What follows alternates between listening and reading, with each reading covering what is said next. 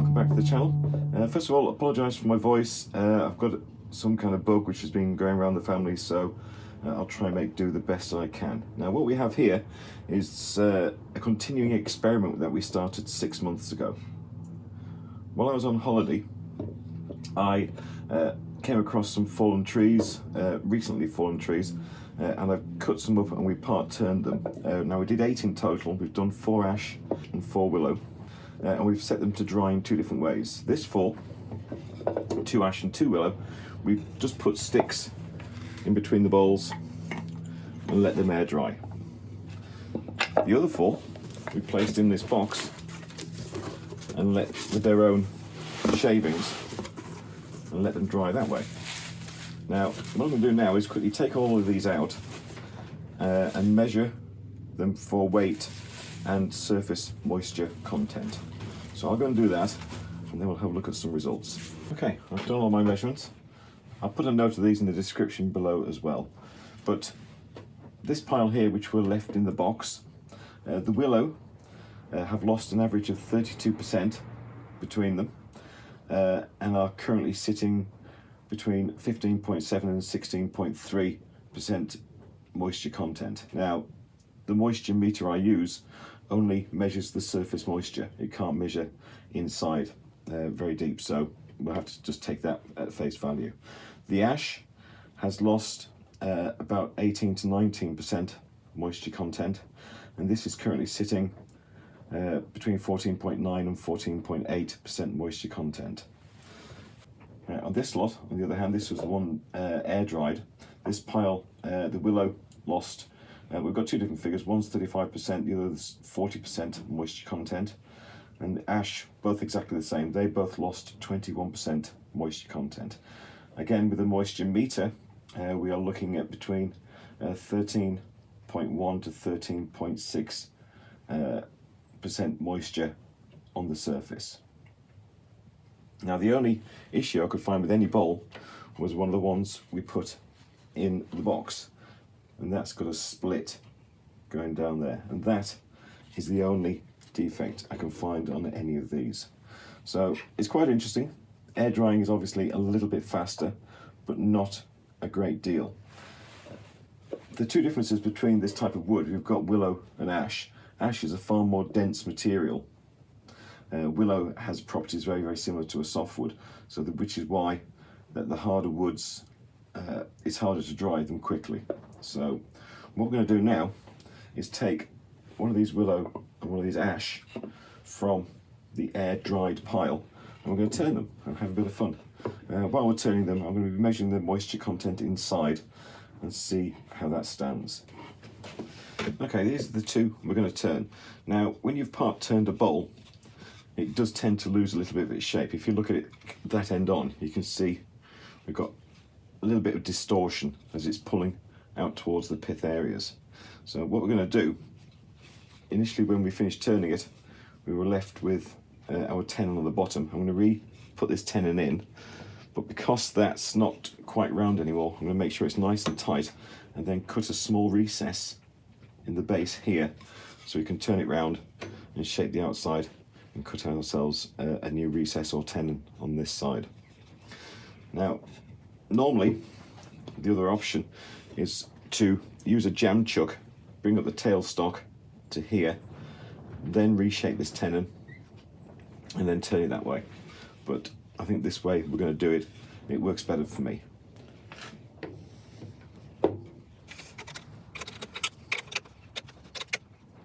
Okay, nice and safely on our chuck, I'm just going to use my little measuring card to measure where I need my tenon to be, or recess rather.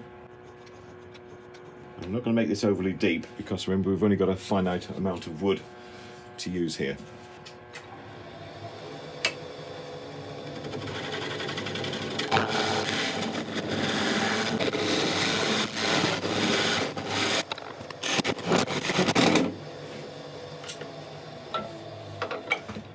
Okay, not a deep recess, just enough for us to turn it around and get a good hold on the other side.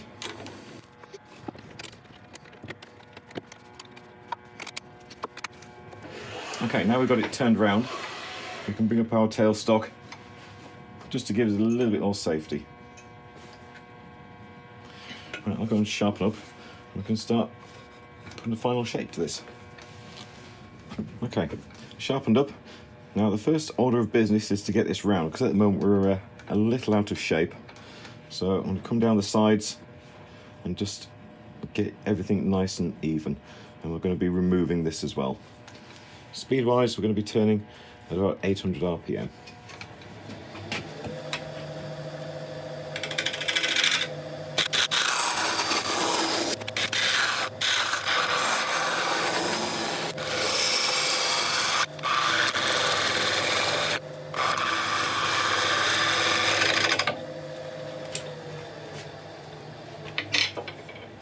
That's a beautiful fine surface in there.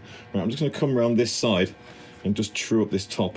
I normally do that when I turn the bowl the other way around, but in this instance I'm going to do it now because it's just throwing it out a little bit and making it a little, not perilous to turn, just a little bit more awkward.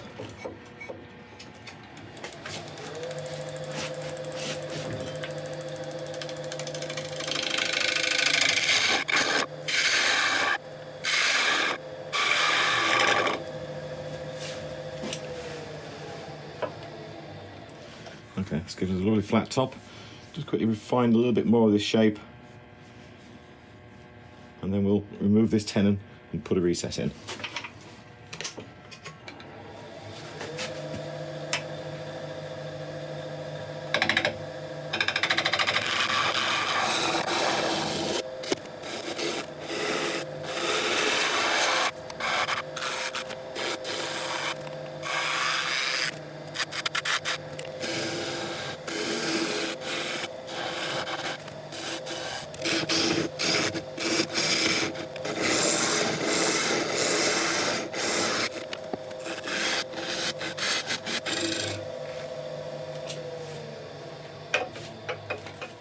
Okay, now that's the deepest we've been on this wood yet. So let's just take a quick look at the moisture content in that area. That's interesting, that's 11%, so not too bad. Okay, now I said we're going to have some fun with these, so this one I'm going to give a light sand to, and then we're going to do something we haven't done for a little while.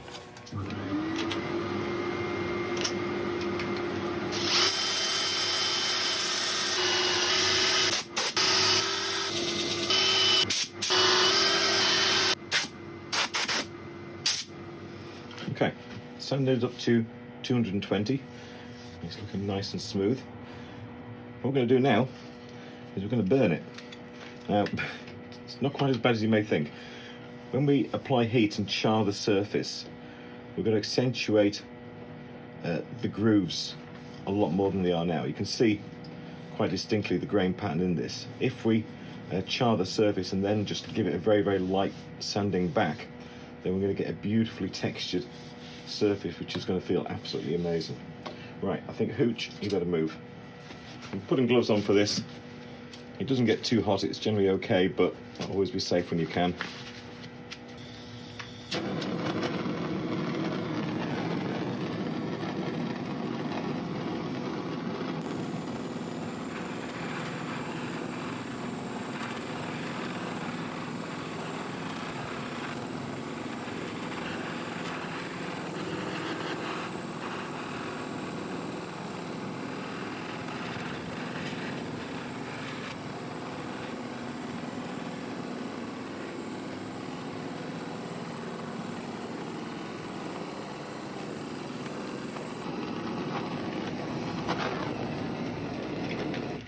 Okay, right, I'll give it a chance to cool down a little bit before we go into the next bit.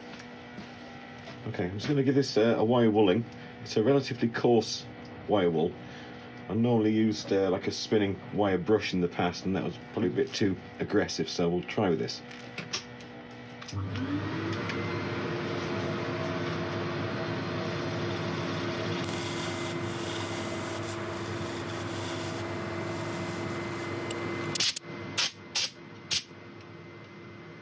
Okay, that went well.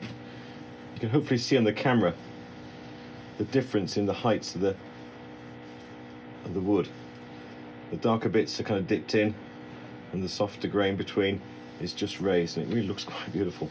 Right, just one more bit to do on this is just to add the colour over the top. Right, this is a water-based dye. I'm not quite sure about the colour, but if I don't like it, I can always cut it all back and start again.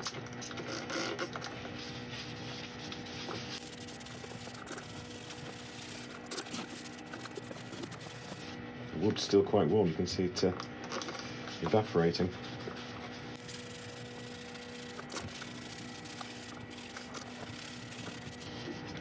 It's not showing up as much as I thought it would. I'll let it dry and then we'll take another look at it.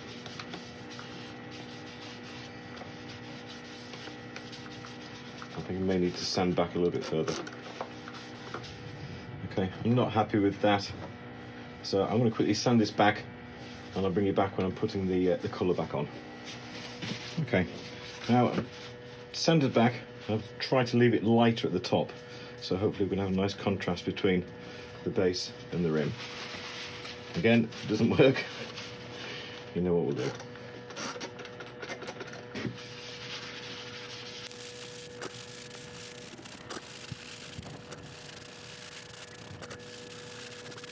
I must admit, I'm starting to like this now.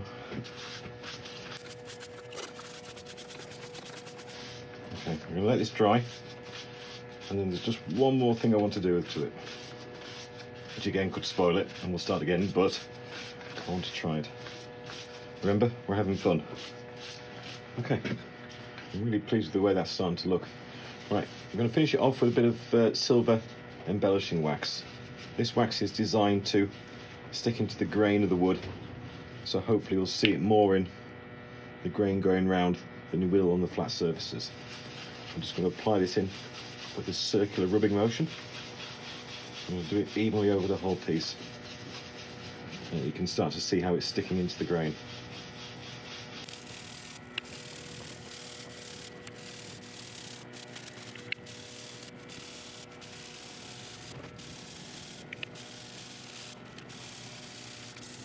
Okay, I'm going to buff this in the usual way, starting off at slow speed and then increasing.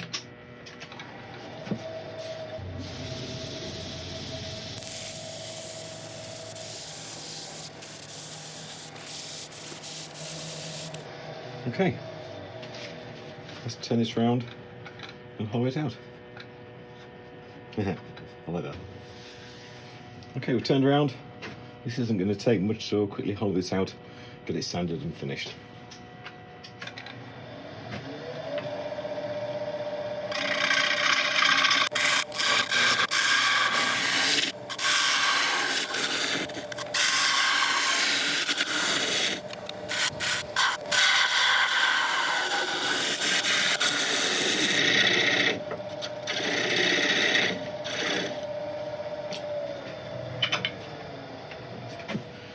I'm just going to quickly go into the bottom with a scraper, just even out a couple of the tool marks, and then we'll start sanding. Oh, I've also got to quickly clean off this little bit just to get that paint off the edge. Not that paint, dye, sorry. A few people have expressed an interest in my new scraper. Well, it's new to me. I bought it second-hand off Facebook Marketplace, and it's an 1.5 inch wide by Record Power. It's about 1/2 inch deep, and it's an absolute beast. When you're using a scraper, rather than going in flat or at an upward angle, it's always angled down towards the centre and then pull across. To sharpen it, what you're trying to do is create a burr on the edge, and that's what actually cuts.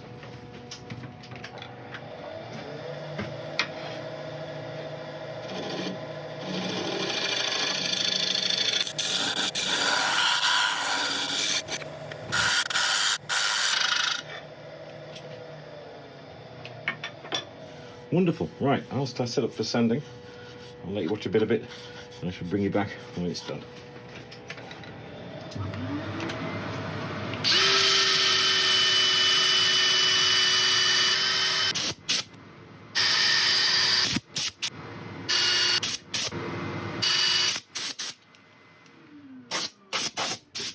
Sanding went absolutely beautifully.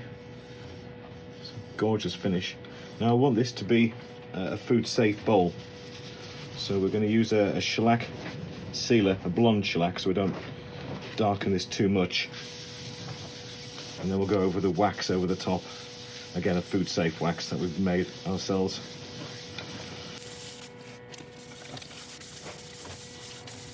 Give it a couple of seconds for that to dry. And we'll find a polish to use. Okay, we're going to use number 6 in our homemade waxes, which is beeswax and linseed oil. It's a raw linseed oil, so it is completely food safe. The combination of the two will help to waterproof and protect the wood. Buff this in.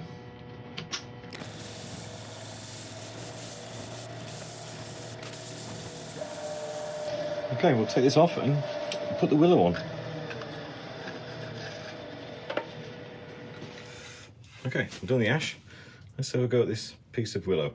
Now, initially you can see that this is far more of an oval shape compared to the ash, so we're going to have to take off a little bit more on the sides and the inside to get this to a nice round shape. Hopefully, all being well, we haven't made this blank too thin on the walls that we can get a circle out of it. Anyway, one way to find out.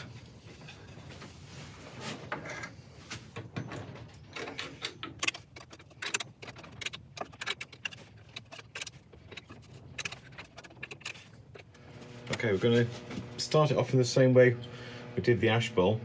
We're going to create a small recess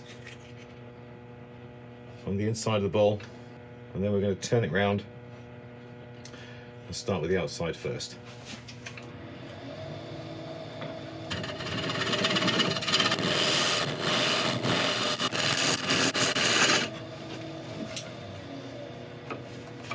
Okay, we've turned round, tailstock is in.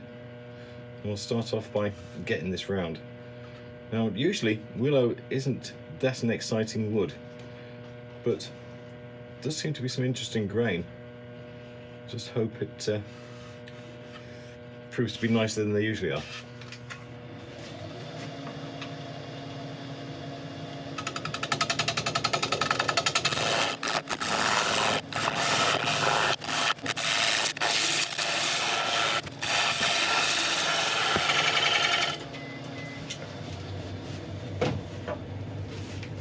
Okay, we've got it round and it's looking pretty good.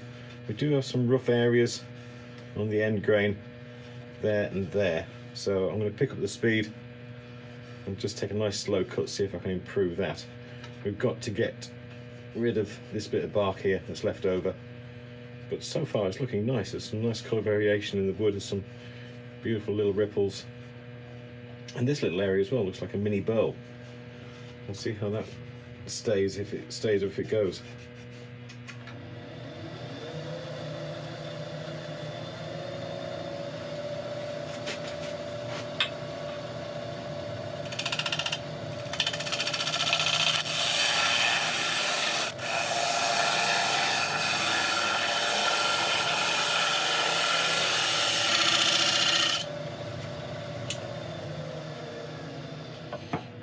It's pretty hard to do a much finer cut than that.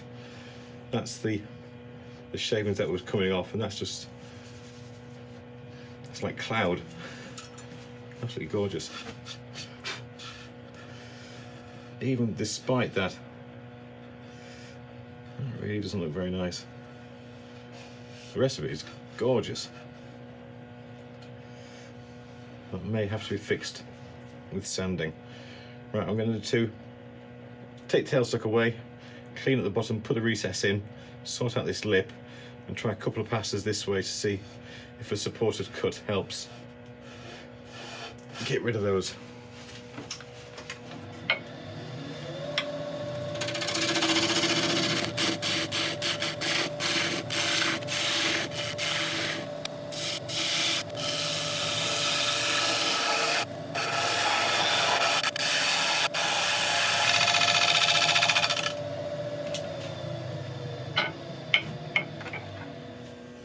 That helped. You can see the difference instantly. Okay, I'm going to take another one of those cuts, doing the same. I might just quickly sharpen up again, See if we can get past this.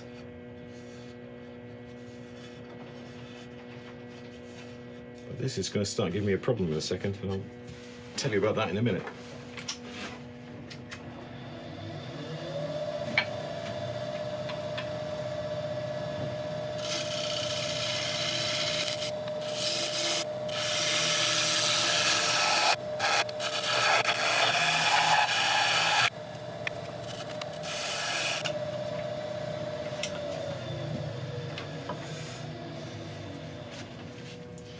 Okay, now my original idea for this piece of willow was to turn it black using Indian ink and then use a gold embellishing wax on it. But it really seems such a shame to hide some of this grain. It really does. Especially that little bit there. So I'm going to sand this up. First of all, I'll just flatten the top, sand this up. I think I'll still dye it, but a lighter colour. Something fairly natural, like blue.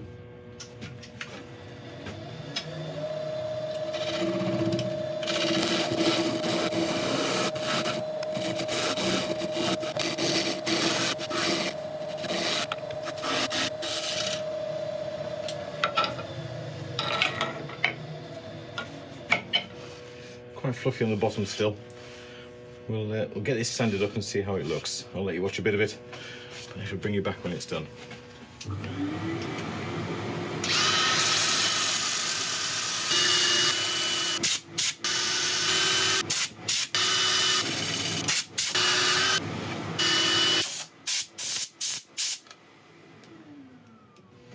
Okay. It's beautiful, isn't it? This is supposed to be relatively uninteresting wood, but that is just absolutely glorious. Right, so I'm not going to colour it. I think it'll kill me if I did, but I do want it a little bit darker than this, so I'm going to use like a full strength shellac sealer and then a shellac over the top, and that should hopefully give it a nice golden colour. Not too yellow though. Don't that go too yellow. Alright, I'll use a blonde shellac, so we try and keep this a lightness. If it does go too, I don't want to send it yellow, because that isn't a good look for bowls. Okay, 2 coats of the blonde shellac sealer, and then a full strength blonde shellac over the top, and it will come out as it comes out. Oh, that's pretty nice. This piece may change my entire opinion on Willow. Bits I've turned before have been absolutely unremarkable, but this is really quite nice. Especially this, I mean, come on. That heartwood is just glorious.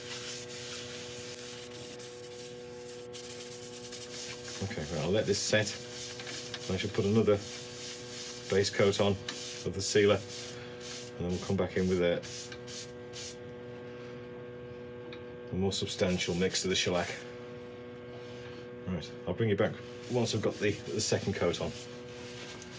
Okay, just off camera, I just went over it with a 2000 grit abrasive pad on my drill, and that's just nicely smoothed up the surface after the first coats of sealer to give us a nice base for the final coats. So this is a full strength blonde shellac finish, and again we'll give this 2 coats.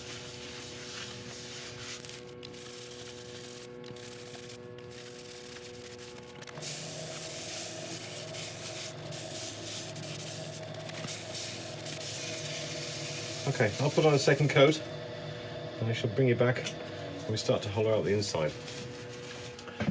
Okay, we've got this turned round. We don't have an awful lot of thickness left on the base of this bowl, so we're going to take nice shallow cuts until we can get it round, and then we'll see where we are after that. Now, I was a little bit mad at myself for not being brave enough to do the outside black, so I may be doing that to the inside. We'll wait and see.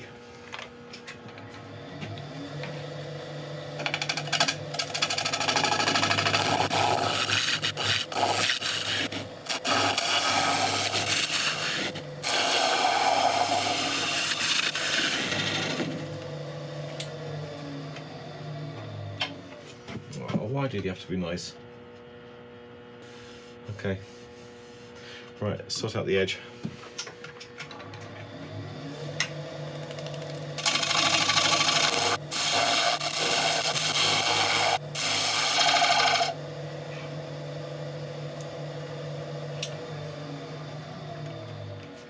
I'm not normally disappointed when something's so nice, but I am slightly this time. I really wanted to make an impact statement and make the internal area of this bowl black, but such a beautiful grain in that willow that I don't want to.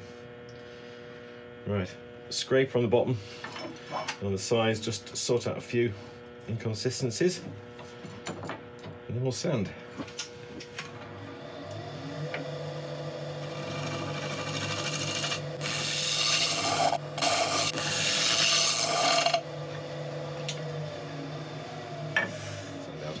I only took a very, very light passes because you can see here the white of the sapwood coming through.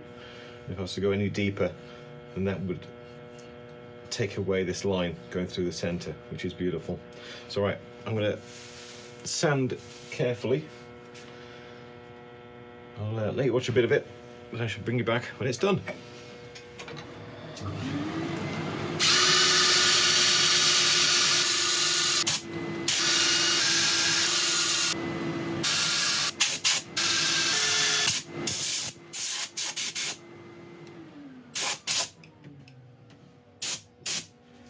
Okay, sanding went well. Now the astute people amongst you may be wondering why I've got a glove on, or two gloves. And it's because I have a small bottle of dye in my hands.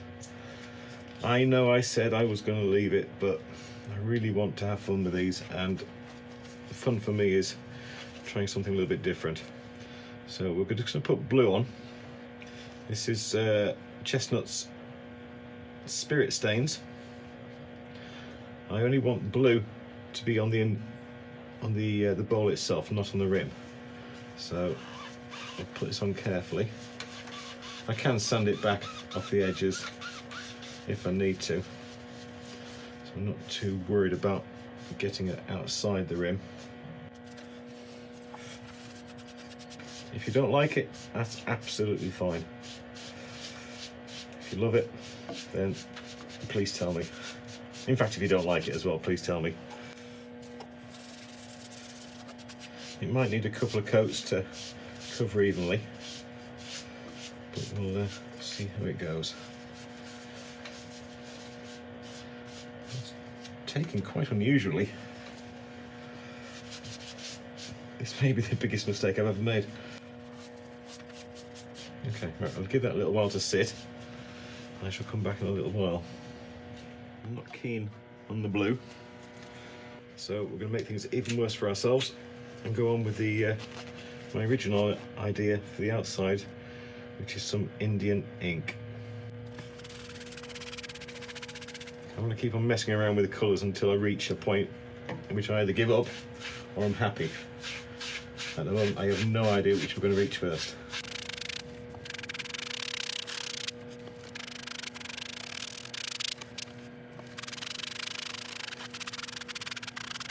Alright, we'll let that dry. What have I done? Okay, time to dry. Not liking it, but I think we need to go a little bit blacker. So it's more of a statement. Once again, we'll let that sit, let that dry. Okay, I think we can live with that. Right, what I'm going to do now, first I'm going to try sanding the excess dye off. If that doesn't work, then I'll just take a couple of passes over with my gouge and take it back.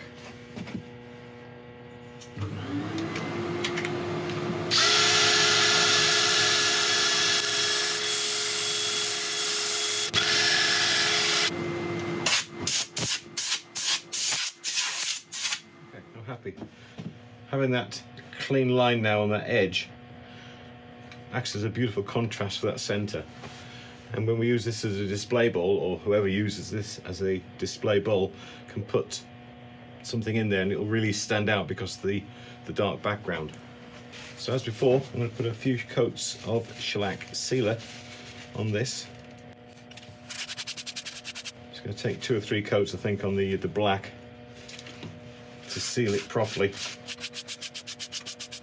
I'm not going to touch the outside of the rim with this cloth. I'm going to use a different one to put sealer on the outside, because I don't want any cross contamination, because naturally, as you can see, the alcohol in the sealer is just lifting a little bit of that dye. With a fresh cloth, let's seal it to the outside. I'll let this sit and dry, and then we'll come back and put a final finish on it. Okay, that's plenty of time to dry. Now I'll put about 3 coats of this shellac on the inside, because where I've put repeated dyes on, it has lifted the grain and given us a slightly rougher surface. So I'm just going to go back in here with an abrasive paste. This is the True Grit one, and it's just going to help us hopefully smooth out that surface. It may lift a little bit of the dye out, but hopefully having 3 layers of shellac on there will protect it a little bit from that happening.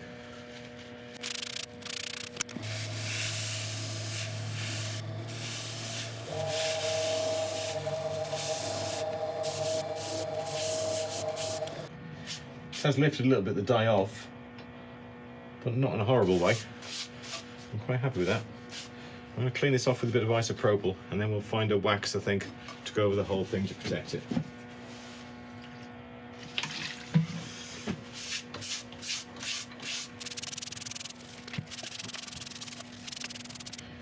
Alright, while that evaporates, I shall go and find a wax.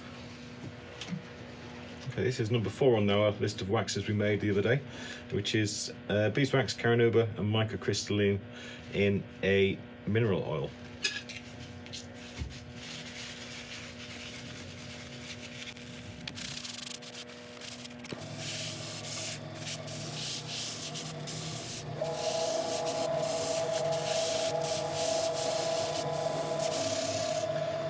Okay, let's get these 2 together and take a look at what we've done. And there we have it. First 2 completed bowls from our part turned batch. Now, one of the advantages of part turning and finishing your own wood is that the financial savings are enormous. If you were to buy pre-dried wood turning blanks, the cost is really quite high, and understandably so. The manufacturers have to go through the expense of storing and drying wood over many years, or buying expensive kiln drying units which they have to recover the costs of.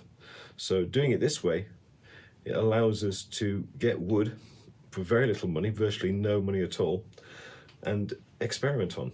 If you were to buy an expensive piece of wood, then you wouldn't necessarily feel inclined to want to try out new things. But doing it this way, it means that we have a source of wood that we are free to do whatever we want with. Now, the Willow is a prime example of this. I wanted to try and see what this would like with a first of all, with a very black outside, but after seeing the beautiful grain in here, I didn't do it. But then I kicked myself when we started doing the inside, and I tried it on there. Now, the patina on there is really quite nice. It probably doesn't come across quite so much on camera, but if you just see it close up, it really is quite appealing. If I wanted to get it even blacker, then I would have probably gone with a rattle can using enamel paint or something like that. But overall, I'm pretty happy with the way it's come out. Now, Willow isn't like a normal hardwood. It's more akin to a softwood, as I mentioned earlier on, and the grain isn't very dense, so it doesn't take a polish quite as well as other hardwoods do. The ash, on the other hand, has come out beautifully clean. It's really enjoyed turning this one.